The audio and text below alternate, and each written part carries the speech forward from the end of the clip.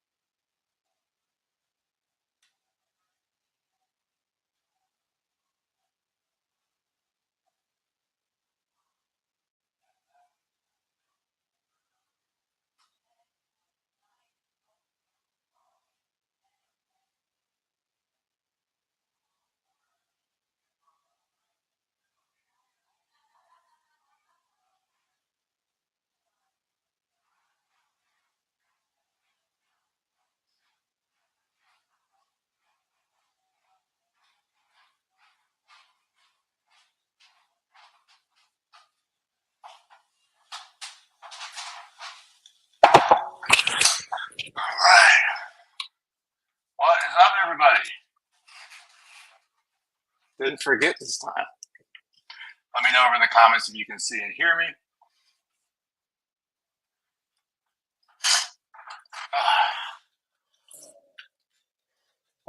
I slept in today, and I'm not happy about it. I hit my snooze button, I think a world record of times. What up, Dino?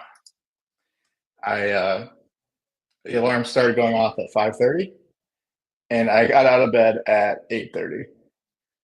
And I hit the snooze, and I had two alarms, 5:30 and 5:37. And like a total psycho, dude, I just kept hitting it. I hit it probably, goes off every 7 minutes. Multiply that by 2, divide that by 3 hours. I don't know what's wrong with me. That was bad. My wife's gonna divorce me after that one. Oh, Dino, remind me to go and buy some of that tattoo butter. I have so many TikTok accounts now and I only buy from my Entre Resource one because that's where my my affiliate account is unlocked, and I do all my affiliate sales through that. Well, most of them. And I have my credit card saved in there, and I don't. It makes you like reset up your account each time that you do a different TikTok, so you can't just like use the same billing. So remind me to do that. I have an idea for a video. I'm going to show because like my tattoo looks like shit. Like if it's just regular, like it's probably 8 years old. This one is, and when you put like if I go out somewhere and I remember if I put tattoo butter on it, it looks so much newer. Some people just hate tattoos anyway, so I can't say it looks good, but it looks good for a tattoo. I love tattoos, dude. People ask me all the time, like, are you afraid you're gonna regret it? Dude, I have so many other things that I regret. The triage things, dude. Tattoo? No. How about the DUI I got when I was 19, going through a Wendy's? That's gonna be higher up the list.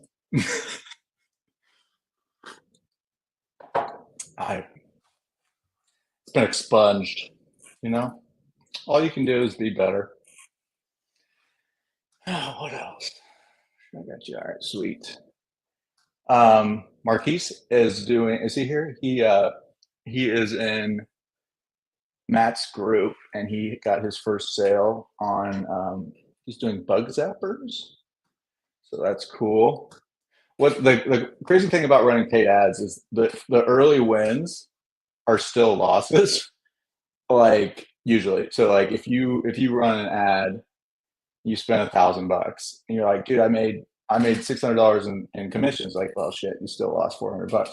But that is the best feeling, negative $400, because you're like, all right, it works to make it. People are buying from this page. Now I just have to optimize it so that I'm spending less on things that they aren't buying and optimizing for what they are. So it's a crazy personality type to make paid ads work. And that's why I like Matt's group so much, is he shows that. and he doesn't like pretend it's all wins. Like he posted, a lot of people would just post their wins, right? And it's not fair to anybody. It's actually pretty dangerous to only post your wins, because then people will assume that, I'm going to go out and spend, like, we could really hurt a lot of people if we convince them all to go spend all of this money they don't have running paid ads because we did one that was similar that worked. You got to look at the whole picture, the whole big picture of the wins and losses compared to each other, and then know, you know, what do you have at the end? What type of profit is actually left at the end? And it's a big picture thing instead of just, one or two campaigns or 1 or 2 days or a couple of keywords, a couple of products. So that's a fun thing. I just love that concept so much because it's the only one that I really feel we have a lot of control over. Um, Organic traffic, I just don't feel that control, especially now. Um, it's one of our basic human desires is to be in control of shit. And when you own paid ads, there's really the only thing that can hurt you is other competitors coming in. But there's an infinite number of ads, right, that you can run, an infinite number of keywords, an infinite number of hooks, and it's cool. It's a nice facet of affiliate marketing. If you guys have any direction you want to go today, let me know. If not, I will just dive into something that I was gonna do today anyway, and we can kind of go from there. Oh, you can? Oh, hey, share me that link then. So you and I were asking about that, or I was asking you about that, because in my email, my weekly 5 email, I've been doing something, and I recommend everyone does this. It's actually working really well. I do a mystery link. So like at the top of every email, I'll put a mystery link, and like tomorrow's email, it's always something like cheap. Like tomorrow's email is a $20 waiter notepad that I've always used, the Moleskine notepad that I love. Um, so I don't like make money on it. I'll make like $4 on it total. Um, but I love that type of thing. And if I could do that with TikTok affiliate links, those pay so much more. It's really not even worth sharing other affiliate links, like other Amazon links most of the time. It's just, unless it's like a $500 product, like a direct share, dude, you have to do so many sales. Um, and I hate to be the guy that's like, well, it's just as easy to sell $1,000 product as $100 product. Um, but it kind of is. And unfortunately, what that ends up happening is a lot of people only promote expensive shit, and then the good lower tier stuff isn't going to get as much attention as it deserves, even though it probably has a higher value overall for the people that would see it. Just nobody can promote it because there's no money in it. That's why I don't really care. With my weekly 5, I hardly make any money on the recommendations. Like yesterday, or last week, I recommended a book called The Non-Designers Design Book, I think it's called. I bought it back in 2017. Fantastic book. Let me see if I have it in here. Everyone should read it, even though AI design is really taken over. Let's see, it's here somewhere. Just little shit like you don't think about. Um, where is it?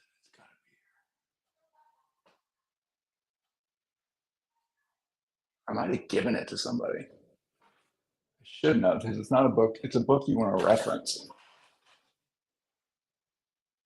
But yeah, it just stuff like balance. Um, like I'll have VAs write content for me, and they'll give me a thumbnail, and I'm like, dude, just stuff that you don't really think. But then when you read through the book, you're like, okay, there's some science to this. Like there's aesthetics have um, there's all, it's not geometry necessarily, but it's just there are principles that make things look good or bad to the human eye. It's called the non-designers. Let me see, go to Amazon, type in the non-designers design book by Robin Williams. Not beloved Robin Williams. Not to go off topic, guys, but when Robin Williams died, that was I've had people I know die, and that was as close to that feeling as I've ever had. Not to, this is completely off topic. Robin Williams was the coolest guy of all time, and wish he was still around because his movies were great too. But yeah, this book is great. 4 principles of design that underlie every design. If um, you read that book, it'll level up every design you make. And we all make designs in some way, even if it's just AI design. Like AI doesn't necessarily know exactly what is what. Like it doesn't necessarily know what looks good. It doesn't understand color balance and contrast and perspective and focal points. But if you do, you can direct it or pick the images that are created that do follow those basic principles. So it's really cool. It's kind of psychology, but it feels like science because it's just you're like you look at something, you're like, oh yeah, it's hard to say why, but that is the way it's supposed to look. So ChatGPT just leveled up. I know I've been big about ideogram, but it sounds like I might be able to cancel my ideogram account. Ideogram has been the tool that I use for like my Medium posts because it's the one that will let you create text really well. Let me share my screen. And guys, as always, if you have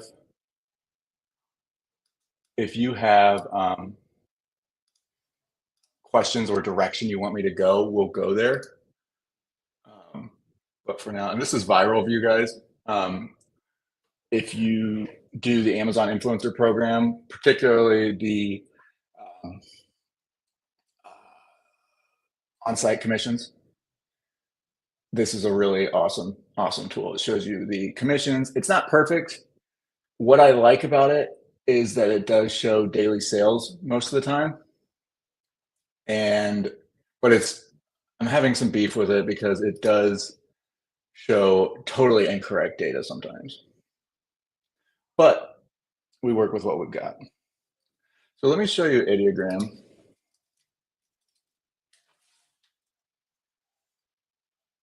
So with like ideogram, I could say, oh look, they added okay, consistent styles. That's another thing too. Like if you're doing like a how's it stack up with Fluencer Fruit? So that I love Fluencer Fruit. I love the team there. I have both. Um, the reason I've been using Viral View is just because I don't have to also have Jungle Scout subscription, and I was having trouble for some reason with my device working with Fluencer Fruit. Both are great. Love both of them. Love Liz and her team. Uh, but I've used Viral Launch lately because I was having trouble with a couple of other things, but both are fine. All right, so let's see here. Let's do a thumbnail or a blog post titled "How to Kickflip in 60 Minutes."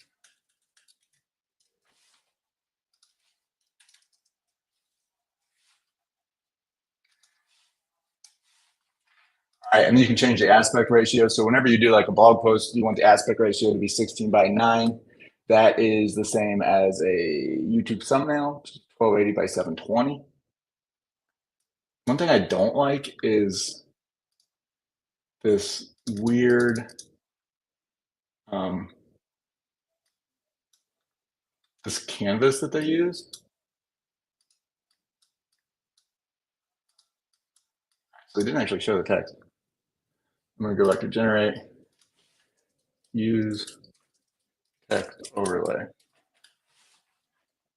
And then you can actually, I could have just gone straight from that same one. You can add to the prompt inside of it. So like if I like it, I could say, hey, change this person from an old man to a young boy, or change the background from black to white. Keep a weight of like 50%, so the rest of it doesn't change too much. But like this, and it's going to give you, unless you tell it exactly, like if you want realistic or graphic, or like cartoonish, um, it's the only one that consistently gets text correct. And this is actually following pretty good design principles too. Like this is a good balance, right? So you've got the contrast of that white, and you got the shadows. Yeah, I did hear that Fluency Fruit merged with another company, so it's adding more depth to it. That's cool. The only thing I like more about BB is the viral ASIN finder. Yeah, so the ASIN finder, and then also the storefront scanner. Um, you can go on your Amazon orders, which is the best. So I tell people, like, dude, if you're brand new to the influencer program, like we always say, you know, download everything, or I'm sorry, just review everything you have and don't really worry about it. But you know, time is precious. And again, guys, I'm just taking a leap of faith that I haven't ordered anything weird. I haven't. I haven't. But with this, it'll actually go through and give you scores on everything.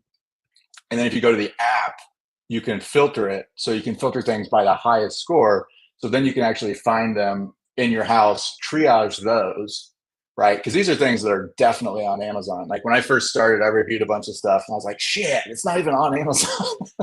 You know, made good videos. And back then I was like actually trying to make like good videos as opposed to what you're supposed to do, which is like a decent video that's not offensively bad audio and it just explains the product well.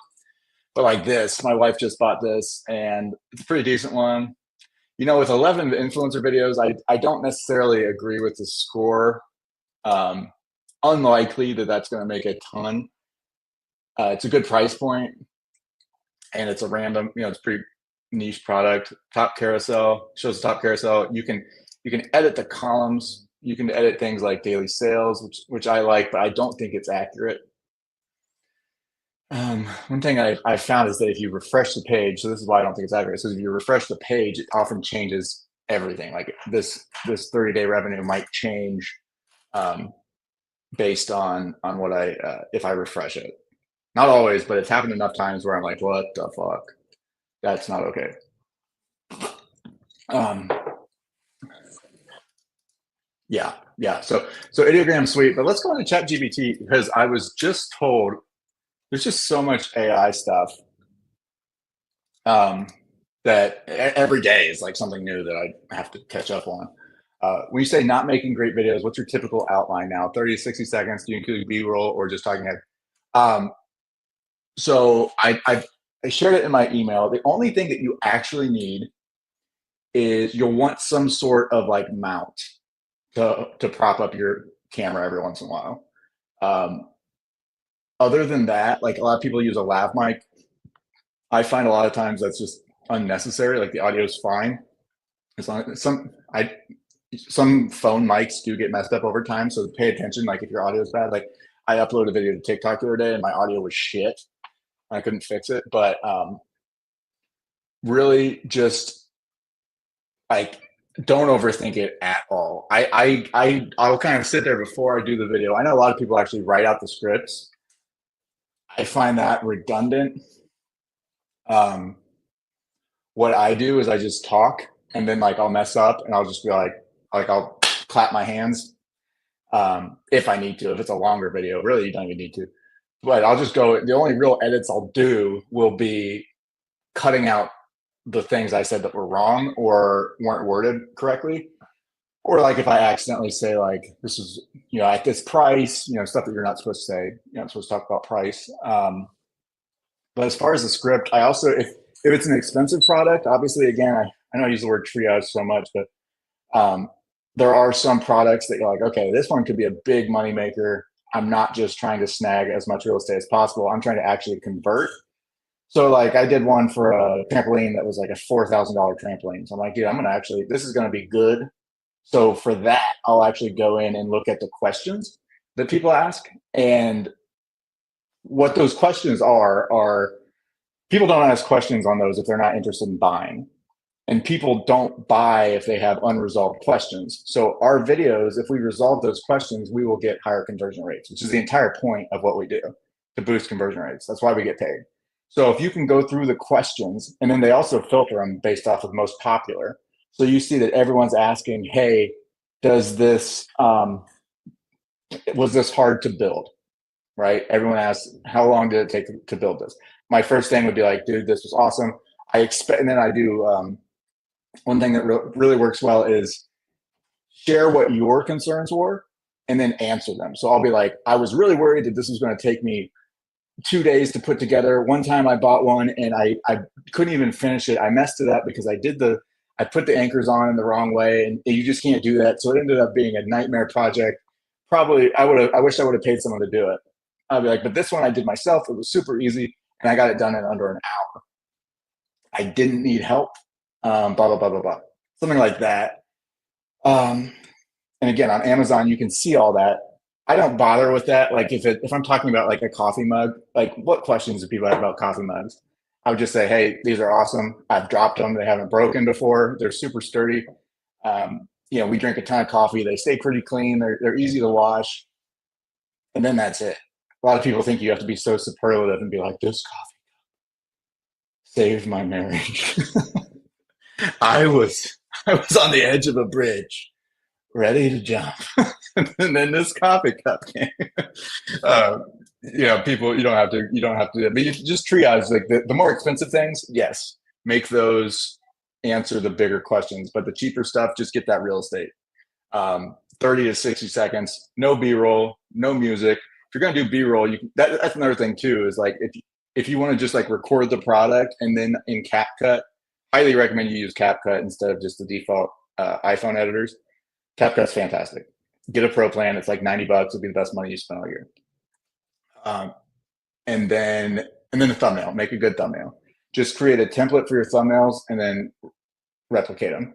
The cool thing is that you can update those later. So if you're just like trying to bust out a ton of videos, do that. Upload your thumbnails later. Spend some time on them. Make those decent because those do matter. Um, Especially for the bigger ones, like the expensive ones. Um, just answer a question you yourself would. Yep, exactly. Yeah, keep it simple and real. The questions that you had that made you hesitant to buy, resolve those fears. That's just basic sales copy. Is having and that's the thing. What's beautiful is that you do own the product, so it's not like you're trying to promote something you don't have. Like you literally have it, so you probably had that initial concern, whether it was a big concern or a small concern. Like we have different levels of how much we care before making a purchase. Just answer those questions and then don't overthink it, because the business does not. It's not worth it if you spend all day making one video. It should take.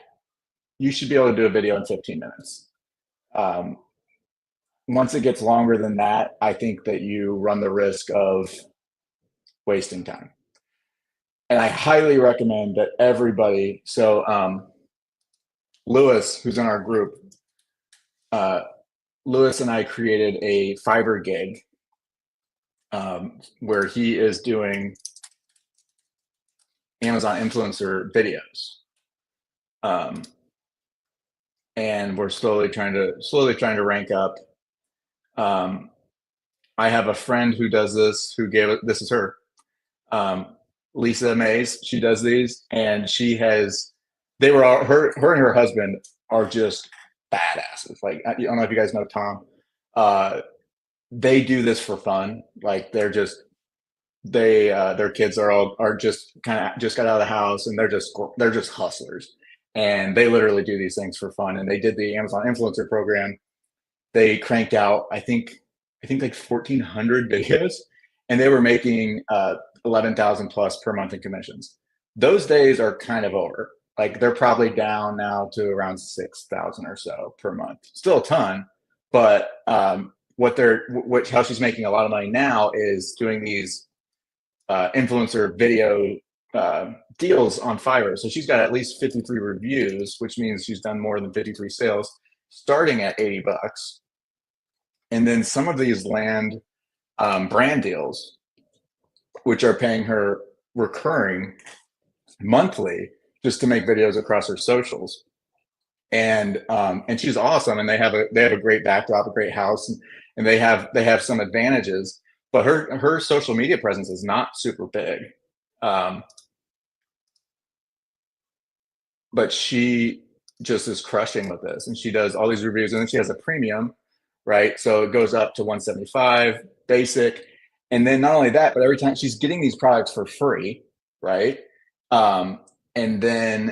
and then she is reviewing them, getting the commissions from the videos that she's reviewing, and she's getting paid to do it. And then if she does, she can literally, I know that they do it when it's the more expensive things, they'll just flip the product. Like they'll do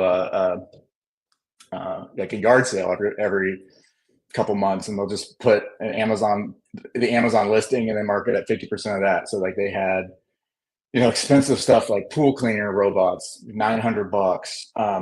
So this is really the way to level it up and to really offset the declining commissions, just because, you got more competition. Anytime there's a good make money opportunity, and this one is probably the best I've ever seen in terms of success rate. This is the only model of affiliate marketing that I've ever said, if you do it, you will make money. If you do 100 videos, you will absolutely make money. Will it be enough to make it worth the time? I don't know. Maybe you'll keep getting paid for the indefinite future. It'll go down a little bit every month, most likely, but you will make money. If you do 100 videos and then just let it sit for a year, you'll probably make at least $1,000. I tell people it's like $1 to $5 per product per month, depending on what you review. So 1,000 videos, you expect to make $1,000 to $5,000 a month. Sometimes more, but again, if every product you're doing is paying you $80 to do the review and then sending you the free product, that's where you really start to make money, because a lot of products will make zilch. But if every product you're reviewing now is paying you at least $80, and there's a lot of people that are looking for, because the brands that are doing UGC, they don't just want one UGC. They want this user-generated content, right? So the best companies are trying to get a avatar video for every single person that would buy their product. They have learned that is the absolute best marketing material that's ever existed.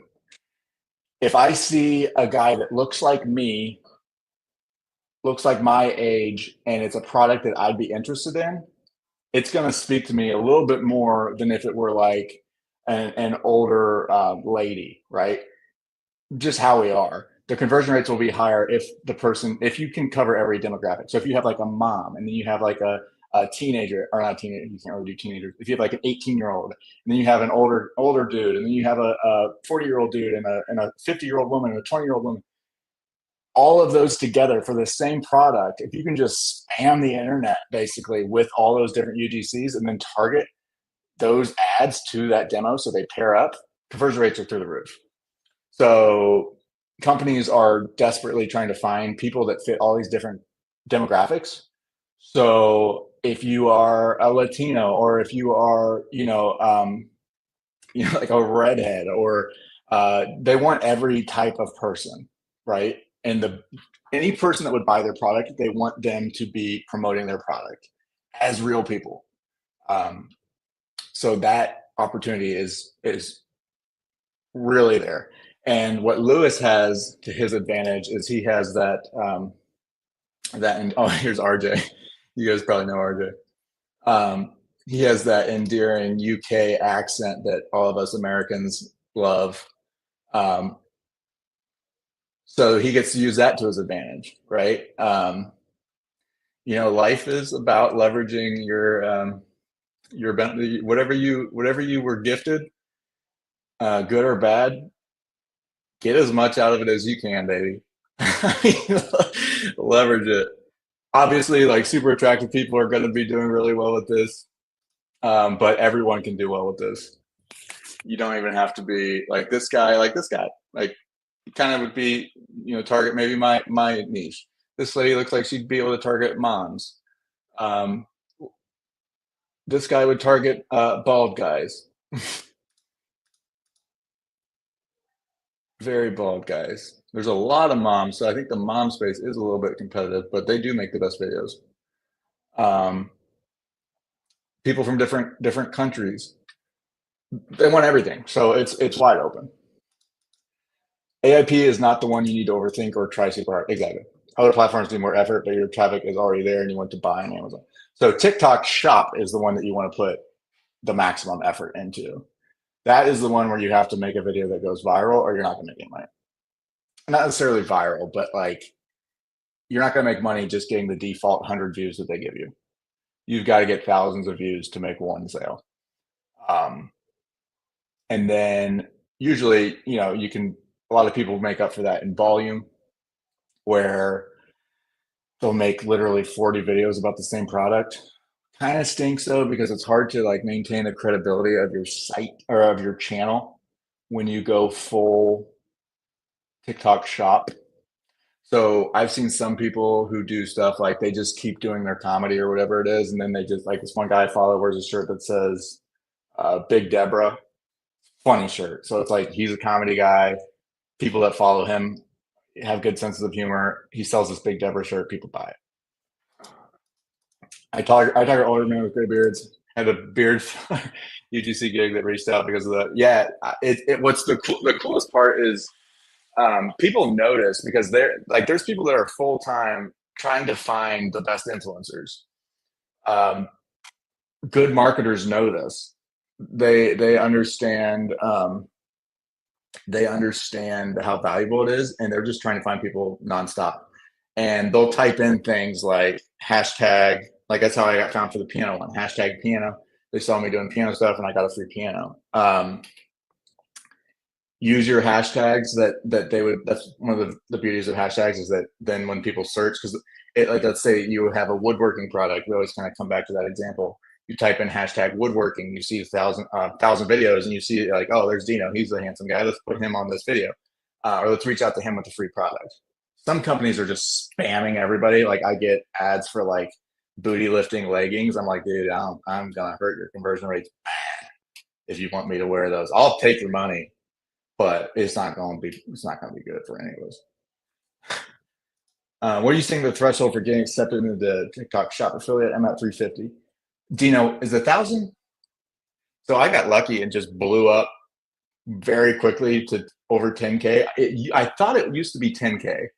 I know 10K now is 1,000 to 499 depending on your engagement. If you don't make the offer, 5K. Dude, some of these BBL leggings, we gotta talk about it, guys. Holy shit!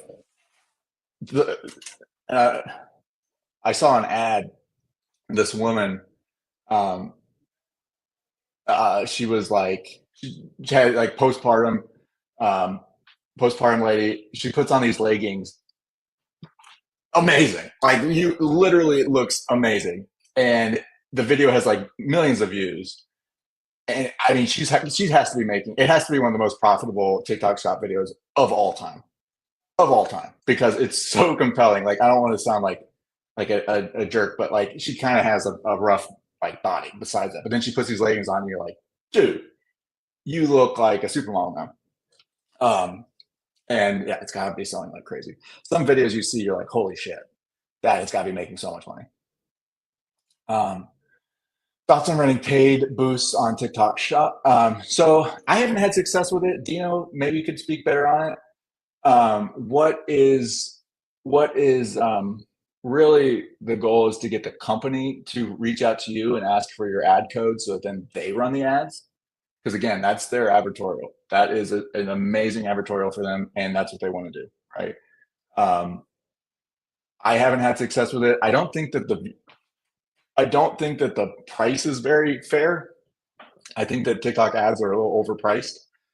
I think they're kind of targeting people who are just like right now. There's this huge mad rush to get approved for TikTok Shop because everyone's seeing the videos of people saying, "I made 50 grand on this one video." Though everybody wants in, so everybody's doing follow for follow, which don't do, guys. Just don't. Just earn it. Just work hard, make videos nonstop, get approved the right way. If you do follow for follow, you will get followers, but it will permanently nerf all of your views going forward. I've said that. I know I've said this a lot. I apologize for repeating myself, but the things that matter, I'd say multiple times.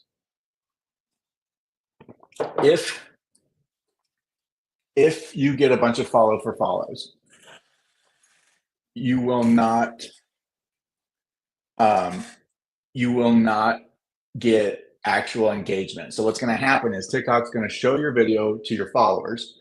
They're going to see that your followers don't care for your videos because it's just they might be great videos. Um, they might be great videos, but they aren't in your niche, right? So like if I'm in like the weightlifting niche and I've got a bunch of uh, stay-at-home moms in their 60s that have followed me just for follow, they're not really going to care about my bench press tips, and they're going to swipe without doing anything. So then TikTok's going to see that and go, hey, not even his followers like his content. Why would we show it to anyone else? So you're nerfing yourself down. But again, if your only goal is to get approved in TikTok Shop, I mean, I just don't. I don't like the method. I'm referring to boosting a popular post so I can get into the TikTok Shop. Yeah, I mean, it's worth trying for sure. If you have, so I always look at, um, and I actually did a video on this about YouTube because this is a good method um, to get followers or to get subscribers on YouTube. So when you can go into YouTube and see the ratio of subscribers, so you can see which videos, because a lot of videos don't draw subscribers. They draw views, but they don't draw subscribers. Like you'll get like I've had a video with 300 views that got 40 subscribers, and I've had a video with 30,000 views that got 3. Um, so it depends the type of content. So some content attracts subscribers and some doesn't. So if you were going to post or you're going to do a promoted post, that would be the one to do it too. Would be one that you see like, hey, um, this has 200 views, 30 likes, 5 comments, 5 saves. This is getting good engagement. 20 people subscribed. If you can get that promoted, you might be able to get some followers on it. And then if you run campaign to get more followers, it's worth trying. And they do discounts and stuff all the time. So, might as well. It is hard to, a lot of times they don't approve the video. It depends what it is, but yes, sir, absolutely.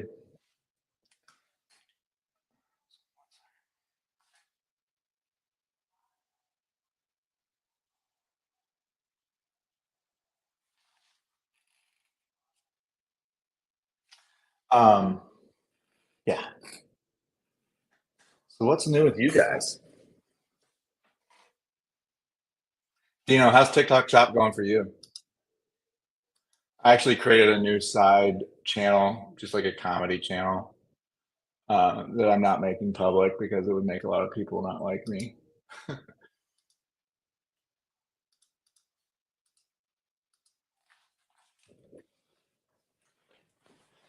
Do, do, do, do.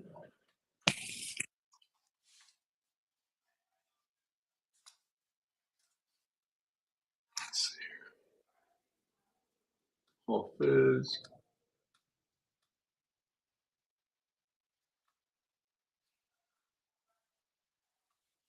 I bought this book, um, and I have an idea. I bought this book because it was really popular on the TikTok shop. And I was thinking about, I always, every time I'm on TikTok, I see what other people are doing, and I'm like, hey, what type of angle could I do with that?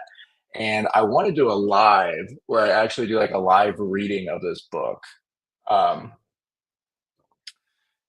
and so I bought this book on Amazon instead of on TikTok Shop because the shipping was way faster. It's a good book. Um, it's about politics and basically how bad acting poorly is unfortunately very very good politics in terms of winning elections and getting power. Very interesting, and I was thinking about reading some of the more powerful passages in a live because the live streams do really really well. What I found with live streams is TikTok wants to test out you. Like they want to see how people respond to you. And once you have enough followers, I got almost no views on my new channel when I went live. Like actually, literally, I think I had 20 total. But then on my bigger channel, I got at one point like 350. for no reason. It wasn't like I was just out there crushing it. It was just they just bum rushed me with views because I think they wanted to test to see how do people respond to my lives, so they would know how to treat me going forward. Um, so I look at that stuff. I think the best way to come up with ideas for TikTok is to watch a lot of TikTok, watch the trends. A lot of the times, like just doing one of the current trends with your niche can do really well. I found that duets and stitches don't work anymore. I don't know if it's just me, but I get literally 5 views. Like in everything else I do, at least 300 views. Like it just almost instantly. Like they give me 300 views and then it'll either stop or it'll keep going. But my duets and lives, or my duets and stitches, get nothing anymore, which is really frustrating because those used to be really good. What software? So the cool thing about TikTok, they give you so much. Like they want you to be um, in control. And really, I don't know why other platforms don't do that. Like make it easy to make good content. Like the creator search insights, just go into search, type in creator search insights, and then it'll show you a whole bunch of trends and ideas. Content gap's the biggest one. Once you get to 1,000 subscribers, 1,000 followers, you can see the content gap and see what your people are looking for and what is not being um, made. So there's not enough content to fill the need. Um, I do pay for Trend Talk, but it's not worth it. It's kind of stupid. Um, the only thing that really is good about that is like some hashtag ideas, but it's so overrated. It's one of those things where they're basically just taking what TikTok already gives you and then putting it in their own little bundle. It's cheap though, so I don't want to talk too much shit on it. It's like $40 a year, but they run ads like it's going to save your channel and make you blow up. It's not. All this stuff that's like, oh, you're only a couple hashtags away. No, you're not, dude. You're a couple good videos away. Like, yes, I do believe that. Oh, I don't remember what I said. I think I said that you were like, um, I forget what I said. I said you were an alcoholic or something. um, but TikTok has, well, all the videos are like, oh, you this one secret is gonna make your videos go viral. Dude, the one secret that's gonna make your videos go viral is have good videos. I've seen so many videos with no optimization, filmed in 720p, square, no captions, nothing, go viral just on their merits, like just because they're awesome videos. But at the same time, I've also seen good videos that got no views. So it's kind of a balance of, yes, do the SEO stuff correctly, use the right hashtags. Um, I don't really think the time of day thing is really that big of a deal. It's always telling me to post at 6. I post just nonstop. Like if I have a good idea, or what I think is a good idea, I post it. Um, Trend Talk is going to tell you what time to post, and it's probably just going to say 6 o'clock unless you're in a different time zone than I am. Um, it kind of just makes shit up. Like it has like a viral forecaster that's just it's. I mean, good for them, but it's kind of a racket. Honestly, it's not really. Just go to Creator Search Insights. It's free. Download TikTok Studio to get a little bit better data on like your monetization, on which videos are getting followers. Um, but you don't really need any paid tools. I hope that they make a paid tool that does something unique. But TikTok has everything. It's a lot like Google. Yeah, time of day doesn't matter. TikTok is global, and I mean, people even if you're like, well, I want to target people in the U.S. when they're awake. Like, dude, my comedy channel, the people that are, I think, funny people are probably up at 3 a.m. Or they're watching during work. And also, like, if a video goes viral, it's going to be viral 24/7 for a while. You know, 1 second.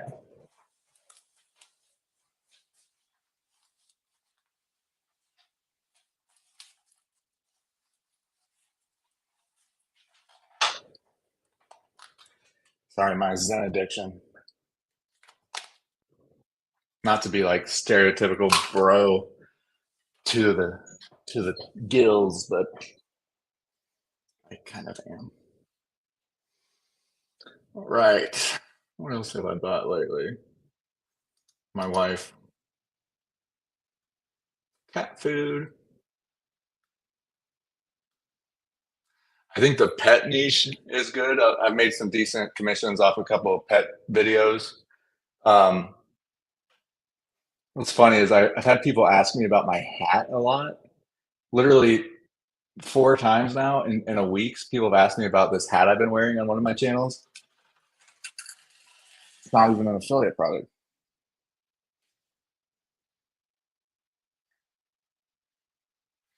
All right. Do you guys have any questions for me? Let's go check the damage on the websites here on Ahrefs.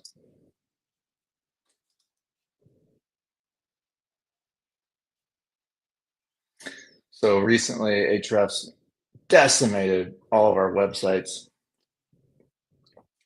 And look at this. God damn. Just putting a hurting on my website. My baseball. So this is actually a decent example. I created this website after I said blogging was dead. And it actually is not doing terribly. Um, but most of my content on that site is just fodder for AI answers.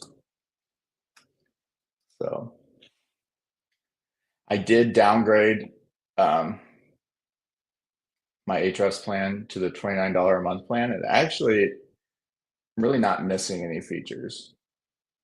I realized that I couldn't keep paying 2,100 bucks a month for this and SEMrush and not feel like an idiot.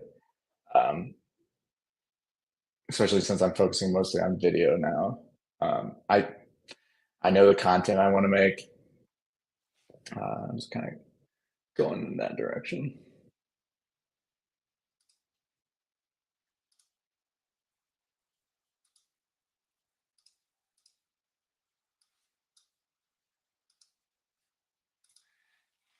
Here is so Thursdays for me. Whenever I get off the phone or whenever I get off the call with you guys, I go and finalize my newsletter, and if you do email marketing, and I highly recommend that everybody does, the best way to do it to make sure that you're always sending something, because if you stop sending emails, it dies. If people don't keep in touch with you, you're going to start going to spam. So what I do is I do a weekly five, not an original idea. I think there's like 100 other things that are also in the format of five. Um, it's just a good size for a list, five different things. I do a mystery link, a quote, and then I try to share articles. Often I'll share my own article. Sometimes I'll do a paid promo, or sometimes I'll just do an affiliate promo. Like right now, I'm selling this Amazon program that we're doing every quarter. Sometimes I'll just share graphics. My goal is to just be interesting and share stuff that I find interesting, um, and to make people be like, "Hey, I don't want to unsubscribe or lose touch with Nate because he shares cool stuff every once in a while." So the open rates on these are really good. Let me see. Let's see what last week's was. Oh, and if you do email marketing, this is a fantastic subject line. I use this little this text. So like if I'm selling something that has like a limit, like this one I'm selling is limited to 75 people. I will do that just to kind of show uh, how much of it is sold out.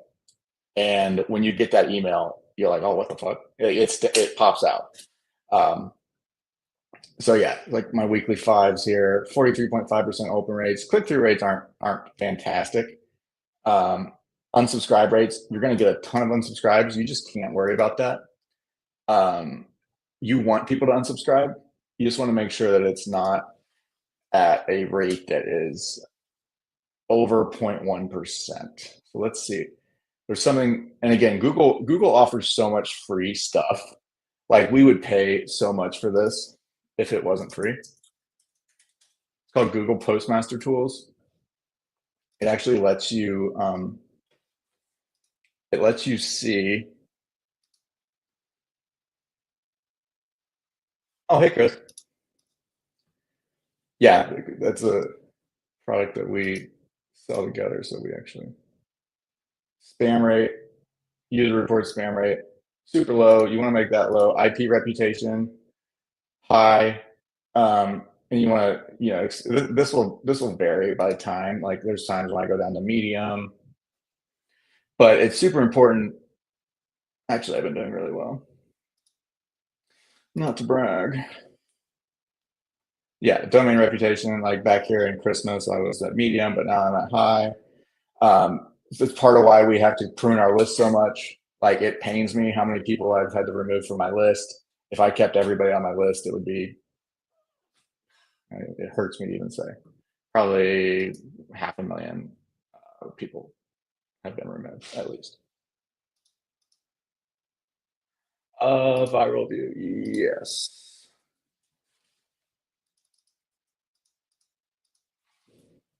Yes, here's a viral view. I think that has, I wrote it. Yeah, so everyone who sends emails um, should use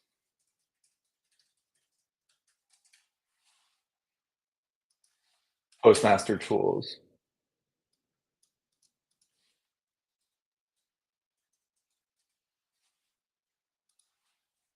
I'll see if I can. I thought I had a discount, but I might not. You should use Postmaster tools. You just have to verify it, your domain. So your sending domain. So mine right here, onto resource. Um, you want to make sure that you're in there because then you can see like your spam rate. If your spam rate gets too high, you have to do something. And you're always going to have outliers. So like here, like some days I was at 0.2, that's not good. 0.1 is fine. 0.1, 0.1. If you don't prune your list and you don't remove people, or if you do something crazy like just add a bunch of people that didn't actually opt in, you're gonna get hit with spam rates, and then it's just a snowball effect where if Google is saying that you're sending spam, they're going to not show your emails. They're going to automatically kick it to trash or junk or promo, and then everyone who wanted to see your email list, it actually has a ripple effect where it's not just the people that had spam, it's the people that just in general, because now your IP has been flagged and your domain has been flagged as a spammer, and then you're toast. So I always tell people, be careful. Don't buy email lists. Um, be careful with that. And you can buy an email list, but you have to buy the domain sender as well. You can't just buy like 50,000 emails, upload them to your list, and then send them. You'll get absolutely screwed. Um, what else?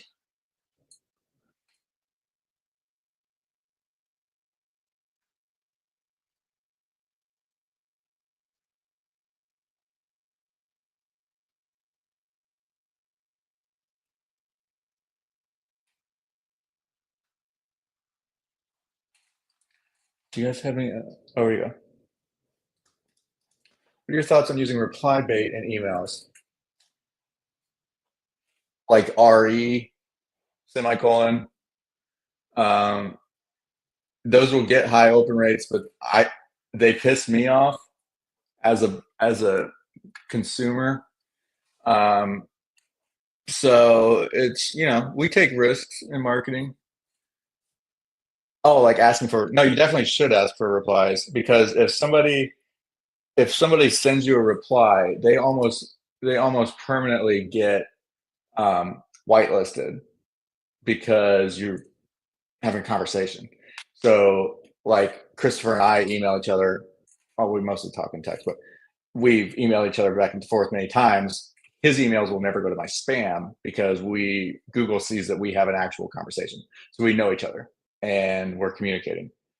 If so, yeah, I love asking for replies. I try to do it as often as possible. I'll say, hey, if you have, especially in sales emails, be like, hey, if you have a question about this that's holding you up from buying, hit me up, let me know. Definitely do it. Especially on onboarding sequences, like, hey, introduce yourself. Let me know. I have the time to actually check these now. I check them every Monday, and I reply to all that I can. Uh, it's a fantastic way to get people to whitelist your email automatically without having to actually do anything. Also, getting them to take action quickly. So, like, if you send an email automation, they click it, um, they're going to be way more likely to be whitelisted going forward.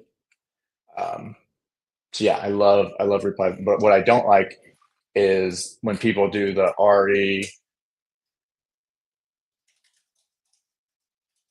like this, like I just sent over there, already checking in again, where they pretend that you guys had a conversation going. To me, I'm surprised that Gmail and Yahoo don't flag that automatically as spam, because an RE should only be generated automatically when you do reply. I think that that is intentionally misleading. Obviously, like, people doing it know what they're doing. Um, it's intended to make you think that you are having a conversation, which is just kind of the definition of spam, is something intentionally misleading to get a click. Um, but I love doing anything to make people take action.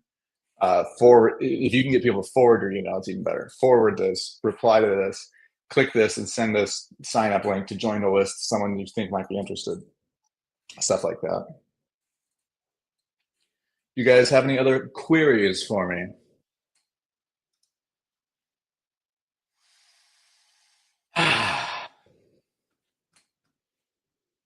Crazy times. If you guys don't have any other questions, and again, as always, guys, hit me up in the chat over on school. Yeah, it is super annoying. It is spam, and it's just not okay. Or, there's a line that you can kind of toe. Like, I've had people that have sent emails saying your Amazon account's been suspended, and they format it in the same way that an Amazon account suspension comes. Unforgivable. Unforgivable. But there's also a line of, like, don't get this email, the nightmare email, and then you put that headline, something that's clearly, you're not trying to make them think that, but you're speaking their language. Exclamation. You know what was super annoying is when people started sending, like, pennies on PayPal and saying, like, hey, you got a commission, a penny, just so they could get in your inbox. Like, dude, go to hell. That's a good idea if you send an actual amount of money. Like, dude, send me $40 and we'll talk. Send me a penny, go to hell. I think PayPal stopped that. That and Zoom spam. Zoom spam has gotten insane. It is an existential threat to that company. I can't believe people aren't talking about it more. Every week I get added to some bull crap automated webinar selling some make money online bullshit. Time to send Nate $1. You can send me money, it just has to be more than $40. Because then it's like it's an accounting thing. Let's tell my accountant who sent you a penny. I'm like, some dick. But yeah, Zoom spam. Every week my and then what sucks is that with Zoom spam, it adds to your calendar. So it's not even like an email where you're like, hey, remember you signed up for this learn how to steal from people webinar for free. It literally shows up in my calendar and I get notified at like noon, and then you go in there and it's an automated thing, and I'm like, you guys suck, holy shit, you suck, and nobody's even seeing it. Oh, thank you, sir. And Zoom spam. Yeah, Zoom spam, group spam. It's crazy. I cannot believe that it's allowed. Another thing I can't believe is allowed is the TikTok impersonators. So if you comment on like a popular TikToker's video, you will all, like, if they have over a million, they have over a million subscribers, and usually, like, if it's like some well-known, like, make money on, it happens to me with make money online people, and then like anyone who is, I don't know, cool people that you would want, people that you would feel cool if they messaged you, right?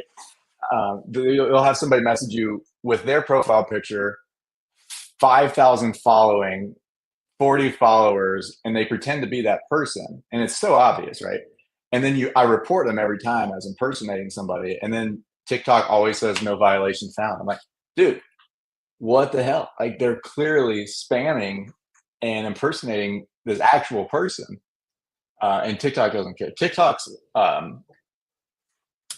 appeal process and their automated bans of content is wild. Like always, always, always appeal. I've had, especially on a brand new account. If you have a brand new account, they're going to reject so much of your stuff. And I think they just do it as a test to see if you're a real person, because a real person will say, "What the hell? Why are you blocking this?" And then they'll ask for it to be brought back. Um, they hate any content that was like uploaded instead of made in the app. They clearly are concerned with people just uploading popular like YouTube shorts and then not adding any value, like not adding any sort of context or anything. And I've had multiple videos where I took content from somewhere else, added my own like text and stuff. Like it's an original thing, right? Like TikTok is so much of it is just people repurposing content and then adding their own little shtick to it. They reject it and then you appeal and they let it back up. Yeah, yeah, YouTube. It's crazy. It's crazy what they clearly have a lot of automations going on. Usually, I think it's super important to appeal. Also, if you reply on TikTok, so I realize this now that one of my channels is like intentionally controversial, and I get so many like angry comments. I don't think people realize that if you post anything on TikTok that's like remotely um, mean, it gets folded. So most people probably their content's probably not getting seen. So like if you say like, "Wow, what a dickhead," it won't get. No one will see it. I go and I put all the comments back in because I want as many comments as possible. I don't care what they say. Um, but I have learned that like if I actually want my comment to stay up, it has to be like passive aggressive instead of just aggressive. The amount of people that have posted things that don't show up, I'm like, oh, dude, this sucks for you. You probably think that you're like all over the place on TikTok, and none of your comments are being anybody's ever going to see them. But you want comments. Don't delete comments, even if they're awful. Um, I found what does work really well actually is replying with video to comments, especially for TikTok Shop. Because a lot of times in TikTok Shop videos, people will ask buyer related questions. So like a lady was doing a lavalier mic video, and I try to not knock the grind too much, but I get it. I do them too. But it was a $5 lav mic, and I commented, "Whoa, yes, Nate is a dude." For being 35, I'm still very much 15-year-old boy.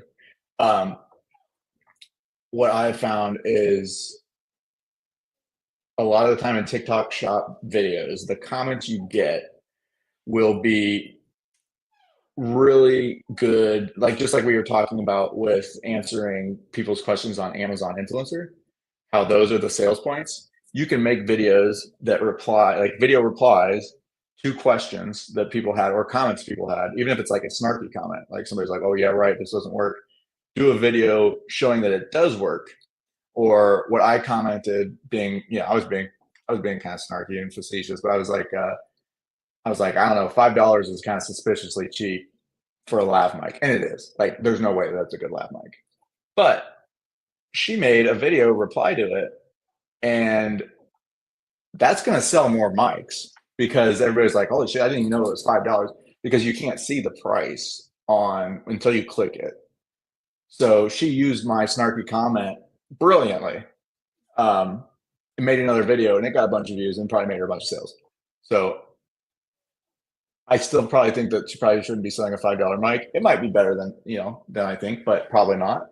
But it's the best way you can do that.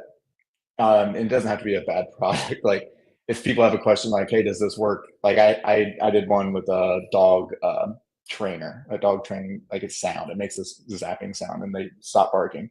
So we asked like, does it work with cats?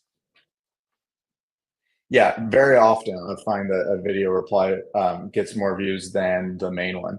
If you have a video that goes viral, do answer the questions in it. So I had my llama video. Somebody asked me to do a version of it with another sound, and I did, and it got 210,000 views. Um, and then when people are scrolling through the comments, they see your video, and I think it makes it gravitate towards the top. I'm not sure if it does or if it's still just based on time frame. But those do get views, and also it makes people think that know that you're a real person. I try to reply if you have a brand new channel, reply to all comments as long as you can. If you're serious about it, reply to all comments, good, bad, and different. I found that people will follow you more, and also more comments, even if they're from you, shows TikTok that this is an engaged thing. And when you reply, I try to reply open ended so that they comment again. Like I have my channel is like a troll account where I make these fake videos where I pretend I have a different stance than I do, and a lot of people think I'm being serious, and then they'll reply, and then I'll double down and pretend I'm serious again and say something very stupid. So they reply again, and they reply again, and they reply again, and then after like 10 messages, I'll be like, dude, this is a parody channel. um, it also notifies the original people that read. Yep. Yeah, I don't think I've ever done a reply video that, except for the llama one, which couldn't possibly do better. But every time I do a reply, it does better. And then also people usually will go and then watch the other video because they're like, especially if it's something like, um, sometimes it makes you so curious. Like somebody would say something like, "There's no way that's real," and then you make a video saying like, "Yeah, believe it or not, it actually is real." And then people are like, "What the hell are they talking about? I've got to go check it." They click on the comment on the video, it takes you to their original comment. Um, and a lot of times, if it's like a mean comment, they'll just delete it, which is hilarious too. Um, I've had comments that I made on people's videos get answered, and then those get a decent amount of views. Um, yeah, guys, I gotta hop off. I've got another live I've got to be on. But if you have any questions about anything, hit me up in the school group. I'm there for you guys. Wish you all the best of luck.